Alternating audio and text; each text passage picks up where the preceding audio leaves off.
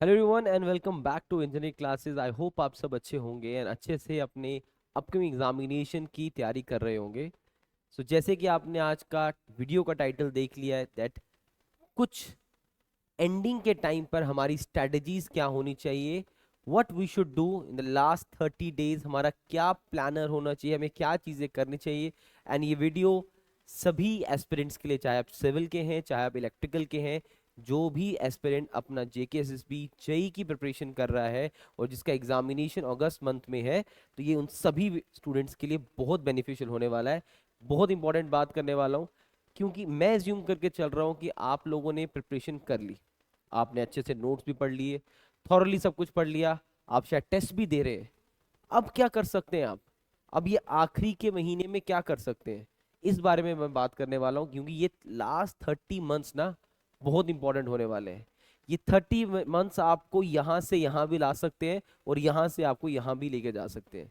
इन 30 दिनों में आपको किन चीज़ों से बचना है और किन चीज़ों पे फोकस करना है, that is the main thing. हालांकि 30 से थोड़ा ज़्यादा ही है, बट आई एज्यूम कि 30 नेचुरल में डेज है जिसमें आप कुछ प्रोडक्टिव काम कर सकते हो।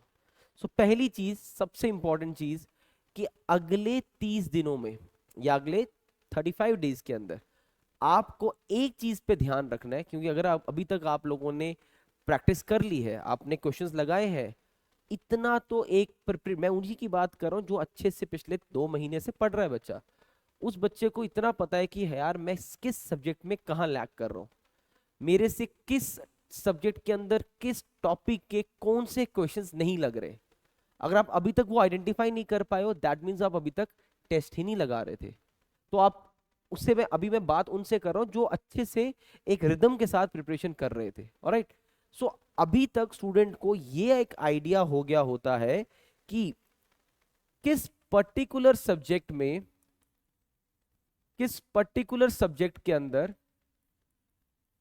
और उस किस टॉपिक के अंदर उसका स्कोर रेट जो है वो लेस है। ये चीज अभी तक एक स्टूडेंट फाइंड आउट कर चुका होता है। और अगर आपने ये नहीं किया तो प्लीज अगले 2 दिन के अंदर इस चीज को जल्दी से जल्दी फॉलो अप कीजिए कि आप ढूंढिए कि यार आप गलती कहां कर रहे हो, आपकी मिस्टेक किस जगह पर है, आपका किस टॉपिक है। लेट अस सपोज मैं एग्जांपल दूं RCC. RCC, if you notice कि यार आरसीसी में मेरे से स्लैब्स के क्वेश्चन अगर पेपर में 5 आ रहे हैं, टेस्ट सीरीज में 5 आ रहे हैं, मेरे 4 नहीं लग रहे, दैट मीन्स मैं इस पर्टिकुलर टॉपिक में लैग कर रहा हूं कि मुझे इसी पे वर्क करना चाहिए। पेपर ना आपको पता है ना मुझे पता है, वो कुछ भी पूछ सकता है from any part of your syllabus, किसी भी चीज से क्वेश्चन आ सकता है, वो हम लेके चले। तो इस चीज पे आपको अभी ध्यान देना चाहिए। If you had followed our test series, अगर आपने हमारा एक रूटीन फॉलो किया है, सो आपके जितने भी टेस्ट अभी तक हो गए हैं, जितने भी टेस्ट आप लोग अभी तक दे चुके हो, या जितने भी YouTube सेशंस आप YouTube पर लगा चुके हो, अलग अलग प्लेटफॉर्म्स के, इरिस्पेक्टिव ऑफ एनी प्लेटफॉर्म लगा चुके हो, तो आपको इस स्टेज पर आके जो आपने कंपाइलेशन की थी, सब्जेक्ट वाइज कंपाइलेशन हो जानी चाहिए। सब्जेक्ट वाइज कंपाइलेशन का मतलब कि सपोज जो जो सब्जेक्ट हो चुके, जो नहीं हुए आप शायद अगर आप पढ़ रहे हो वो बात अलग से करते हैं। लाइक सपोज सॉइल आप पढ़ चुके हो, ठीक है, तो आपके पास एक तो आगे आपके सबसे पहले उसके notes, got it, notes. Notes के बाद दूसरे नंबर पे आपने जो एमसीक्यू बुक्स लगाई, ऑलराइट, ये तो हर बच्चे ने किया होगा। उसके बाद आप जहां से भी पढ़े उनके टेस्ट, ऑलराइट, एंड आपने कहीं यूट्यूब सेशंस लगाए उनकी पीडीएफ्स, एंड लास्ट अगर आपने कोई टेस्ट सीरीज परचेज की है। ये मोर देन सफिशिएंट होता है डेटा। इतना डेटा भी अगर आप ढंग से कर लोगे यार, आप तो टॉप से भी ऊपर चले जाओगे। तो ये भी नहीं हो पाता है, हर सब्जेक्ट का आपके पास ये डेटा होना चाहिए। तो एक स्टेशनरी शॉप से क्लिप आता है, बाय दैट क्लिप। अपने नोट्स को तो आप एवरीडे फिर से नहीं पढ़ोगे, क्योंकि सबसे पहले तो कमांड किस पे करनी होती है, सबसे पहले कमांड तो नोट्स पे करनी होती है, एंड आई होप वो कमांड आपकी हो चुकी है। अब आदत क्या है ना, सॉइल जब आप रजिस्टर ओपन करोगे तो स्टार्टिंग फ्रॉम द, चलो जी डिफरेंट टाइप्स ऑफ सॉइल्स पढ़ ली, चलो जी प्रॉपर्टीज पढ़ ली, ये सब आता है।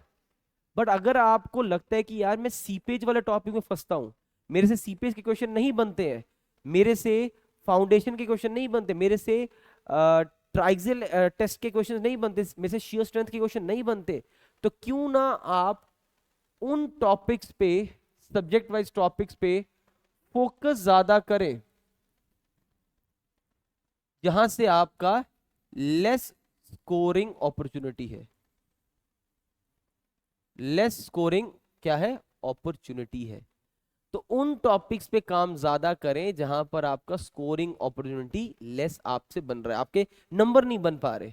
जो चीज आपको आती है वो आज भी आती होगी बेटा, वो 20 दिन बाद भी आती होगी, वो नहीं भूलेगी आपको। जो चीज भूल रही है, इन 30 दिनों में आपका फोकस उस पर होना चाहिए। वहां से मैं अपनी इंप्रूवमेंट कैसे करूं? सर मैं हमेशा आपका टेस्ट देता हूं, मैं 70s में रह जाता हूं, तो मैं 70 से 80 क्यों नहीं जा पा रहा हूं, मैं 70 से 90 क्यों नहीं जा पा रहा हूं? इन रीजंस की वजह से, क्योंकि आप उन टॉपिक्स पे वर्क ही नहीं कर रहे हो जिन टॉपिक्स पे आपका कमजोर हाथ है, जिन टॉपिक्स पे आपकी कमांड अभी नहीं बनी है, कॉन्फिडेंस नहीं आया है। पढ़ा हुआ क्वेश्चन आ गया तो ठीक, नहीं आ पाया तो राम भरोसे, वो नहीं चलेगा ना। सो अगर आपको इन टॉपिक्स के लिए कभी 2 घंटा बैठना भी पड़ जाए तो there is no harm in that, कोई भी हार्म नहीं है उस चीज में बेटा। स्टूडेंट मेरे पास आता है कि सर ये टॉपिक, मैंने कहा ओह ये तो अब तो आ गया समझ, तो मैंने कहा इसको पढ़ लेना। सर 2 घंटे का लेक्चर है इसका, कौन पढ़ेगा? आप जॉब किसके लिए कर रहे हो? आप जॉब अपने लिए कर रहे हो? आप किसके लिए प्रिपेयर करना चाहते हो? अपने लिए प्रिपेयर करना चाहते हो। एंड में नौकरी किसको मिलेगी? आपको मिलेगी।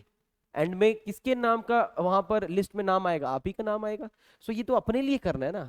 तो इन टॉपिक्स पे फोकस करना आखिरी के दिनों में करना स्टार्ट कर दो जिन पे आप वीक हो। लाइक सपोज कल आपको पता है कि मैं फ्लूइड मैकेनिक्स का टेस्ट देने आ रहा हूं, या मैंने फ्लूइड मैकेनिक्स पढ़ लिया है, एक बार टेस्ट दे दिया है, मैं कॉम्बिनेशन देने आ रहा हूं, या मेरा हाफ सिलेबस का टेस्ट है, एनीथिंग जो आप फॉलो कर रहे हैं, तो आप सबसे पहले उन टॉपिक्स को एक बार फिर नजर मार के आओगे जिन टॉपिक से आप हमेशा या तो फॉर्मूलाज भूल जाते हो, जिन टॉपिक्स के, या जिन टॉपिक से आपको पता है कि मैंने जब टेस्ट दिया था मैंने लो स्कोर इन टॉपिक से किया था, तो उन टॉपिक्स पे वर्क करना स्टार्ट कर दो। ऐसे वर्क करते जाओगे, उन कमियों पे फोकस करते जाओगे। दैट इज वाई जो आप बोलते हो कि सर मेरा 120 मार्क्स का पेपर था, मैं 82 पे रुक गया, कट ऑफ 86 गया। ये जो चीजें होती हैं छोटी छोटी, ये यहां पर ही लैग करवा देती हैं। So if you really want कि मैं ये गलतियां ना करूं, एक बड़ी फेमस लाइन मैं बोलता हूं हमेशा, अगर आप जिंदगी में कुछ चाहते हो, अगर आप ये एग्जाम क्रैक करना चाहते हो, तो फिर घड़ी को देख के मत पढ़ाई करना कि यार 2 घंटा पढ़ना पड़ेगा, 3 घंटा।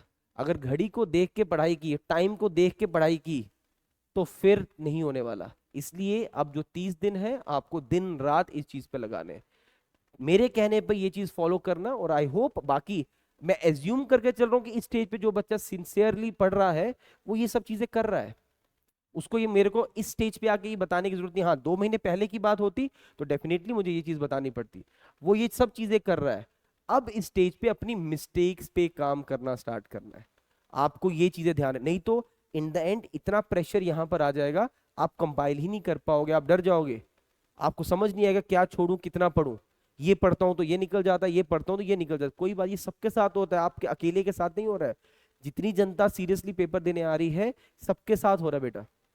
तो इसलिए आपने समझ के सब्जेक्ट को उठाना है, सब्जेक्ट को उठा के देखना है कि यार इसमें मैं भूलता क्या हूं, मैंने जो टेस्ट दिए हैं इनमें मेरे से गलतियां किस टॉपिक के अंदर, हर सब्जेक्ट के अंदर चैप्टर है, किस चैप्टर में मैं ज्यादा वीक हूं, उस पर वर्क करना है। क्योंकि जो फॉर्मूला आपको आज याद हो चुका है वो आपको बेटा 10 दिन बाद भी याद होगा, उसमें आपको दिक्कत नहीं आने वाली। ऑलराइट, सो इन चीजों पे थोड़ा सा काम करना स्टार्ट करना। And the most important thing जो मैं पहले भी बोलता था और आज फिर बोलूंगा, don't forget don't forget to give full mock। 120 question वाले मॉक देना मत छोड़ना। आ सकते हो तो इंस्टीट्यूट आ जाइए, नहीं आ सकते तो ऑनलाइन दीजिए, ऑफलाइन पेपर चाहिए लेके जाइए, लेकिन बिना मॉक दिए आप पेपर फाइनल डे पे मत जाना। ये बहुत ज्यादा प्रेशर एब्जॉर्ब करवाएगा, ये बहुत ज्यादा आपको एक बिलीफ दिलाएगा कि हाँ I am ready for this upcoming examination. Alright, so ये चीज तो करनी ही करनी है। तो this is what I want to share with you कि अगले 30 दिनों पे इस चीज पे सबसे ज्यादा फोकस करना। अगर आई एम एज्यूमिंग कि आपने अपना तकरीबन 85 to 95% सिलेबस कर लिया है, तो ये स्ट्रेटजी बहुत काम आने वाली है। एंड आई एम श्योर जब आप इसको फॉलो करोगे आप मुझे ही मैसेज करके बोलोगे sir thank you so much, ये चीज बहुत काम आई। ऑलराइट, एंड कुछ एडिशनल इन्फॉर्मेशन आप सभी के लिए। सो ये स्केड्यूल मैंने आपको ऑलरेडी सभी प्लेटफॉर्म्स पर भी शेयर कर दिया है, एक बार फिर बता देता हूं। पहला फुल लेंथ टेस्ट हमारा 7 अगस्त को होगा, 11 अगस्त को हमारा सेकेंड, 14 अगस्त को हमारा थर्ड, 18 अगस्त को हमारा फोर्थ, एंड 21 अगस्त को हमारा फिफ्थ फुल लेंथ टेस्ट होगा। ये टेस्ट ऑनलाइन ऑफलाइन दोनों मोड्स पर अवेलेबल है। आपने जिस बैच में भी एनरोल किया है आप ये टेस्ट आके दे सकते हैं। एंड ये दो फ्री टेस्ट ये सभी स्टूडेंट्स को हमारी तरफ से प्रोवाइड किए जाएंगे। दीज आर द डेट्स, आपके सामने डेट्स हैं। एक 27 को होगा, आज 24 है, कल एक्सक्लूसिव वीडियो आएगा how to attempt this test. मैं आपके साथ वीडियो शेयर करूंगा जिसमें पूरा डिटेलिंग बताऊंगा कि ये टेस्ट कैसे कैसे आप दे सकते हैं। हाफ ऑफ सिलेबस है, this is only and only on the online mode बेटा। ऐप पर होगा, वेबसाइट पर होगा, आप जाके वहां पर टेस्ट दीजिएगा, आपको पूरा रैंकिंग मिलेगा आप कहां फॉल कर रहे हैं। इसके लिए जाके जल्दी से ऐप को डाउनलोड कर दीजिए। अगर आप अभी तक डाउनलोड नहीं किया है, डिस्क्रिप्शन में लिंक है, iOS यूजर्स एंड्रॉइड यूजर्स दोनों के लिए, जाके उसे डाउनलोड कर सकते हैं। Alright, and the last thing, अगर आप में से अभी भी कोई ऐसा स्टूडेंट है, ऐसा बच्चा है जिसको लगता है कि उसने पहले पढ़ा था उसको नोट्स अपग्रेड नहीं हुए, कुछ चीजें मिसिंग है, तो अभी भी वो हमारा इस बैच को एनरोल कर सकता है। 2499 इज द प्राइस, इस पे 10% और ऑफ लग जाएगा। इसमें सभी लेक्चर्स, अभी इसमें मेरा आखिरी टॉपिक्स चल रहे हैं बट बाकी सब lectures, detail videos, syllabus JKSSB के हिसाब से, study material, practice sheets, and जो लक्ष्य टेस्ट सीरीज है जो आप सब बच्चों को बहुत पसंद आई, उस टेस्ट सीरीज को भी इसमें इंक्लूड किया है। 55 टेस्ट लक्ष्य के, क्लास टेस्ट 24 टेस्ट, सब कुछ इसमें प्रोवाइड किया जा रहा है।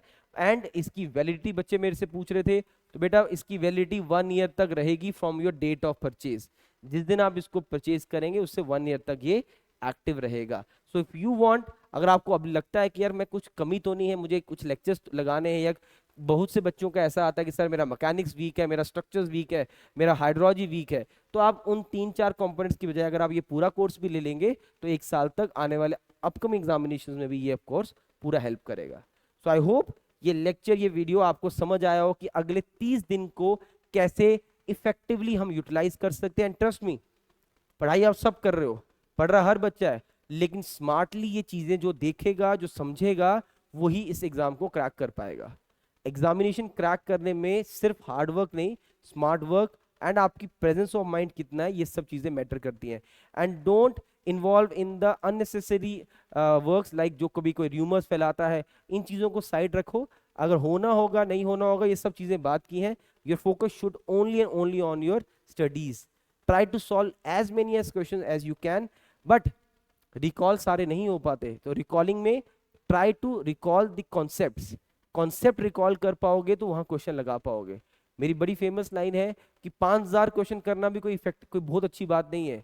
50 क्वेश्चन भी अलग अलग टाइप का अगर आपने किया होगा तो कॉन्सेप्ट पता होगा तो काफी काम हो जाता है, वो भी चीज सफिशिएंट होती है। Alright, so if you like this video, अगर अच्छा लगा हो तो प्लीज हमारे चैनल को सब्सक्राइब कीजिएगा एंड वीडियो को अपने फ्रेंड्स के साथ शेयर कीजिएगा। All the very best students, जय हिंद, जय भारत।